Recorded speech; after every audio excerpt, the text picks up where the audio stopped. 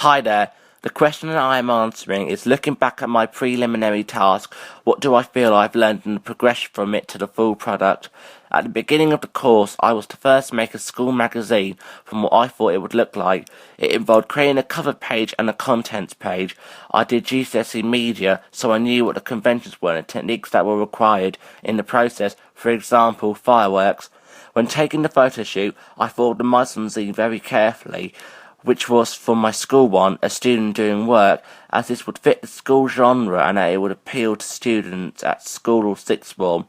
Also, with studying photography, I was taught the skills and techniques of the camera, which proved very useful when taking the photo shoot. I uploaded the photo to Fireworks and edited it so that everything from the background was got rid of and the subject was left remaining. I added some text and fonts onto the front cover and contents page and completed that magazine. A few months passed, and I gained more knowledge of magazines and the conventions through detailed research and analysis of real and current media magazine products. And I planned this magazine through design layouts and plans of the front cover and contents page and a new feature level page spread. I finished my current magazine, which was my music one, and I thought that it was better than my music one, and I was right. This is because, as mentioned before, after my school magazine, I went through the conventions and typical features of a magazine and understood its presentation, so when I had my genre of rock, I thought of the costume and body language through looking at the artist representations like Lily Allen and Katy Perry. This gave me the knowledge of how I should have my artist represented, whereas in my school one I just took a picture of my student while observing my camera skills, so I chose clothes that would clearly identify and brand my artist more in my music one.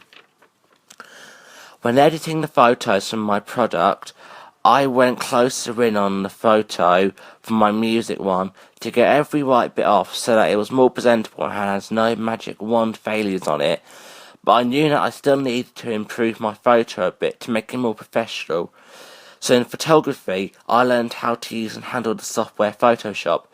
This helped increase my knowledge in photos and the quality and standards of them, whereas my school photos just had fireworks and I didn't really put much care into it as I just put it on. And also, I didn't know how to use Photoshop at the time. The layout was probably the most important convention that I learned the most and had a wider knowledge on. My previous layout was scruffy with my school one because I didn't take care in presenting it, whereas my music magazine one I did because of the left-sided rule.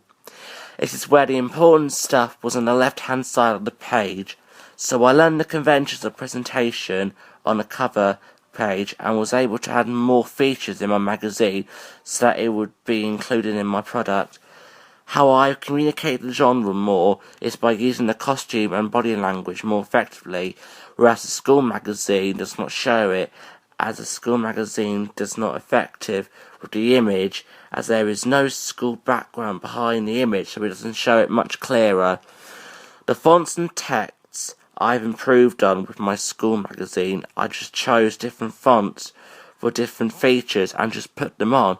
Over the months of creating my music magazine, I learned that it was not conventional at all, as it would be distracting, as all the fonts are usually the same and not different, so that they are completely separate from each other.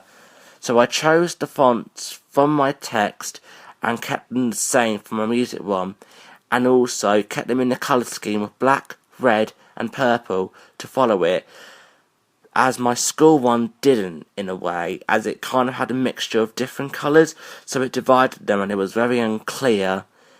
Also, the features, I didn't put much on my school one, whereas my music magazine I did. It is because I knew that to keep a person interested, you needed to have lots of features and different on. It goes to show how a space of a few months can turn my magazine from unprofessional to professional and broaden my knowledge of genre and typical and generic conventions of magazines.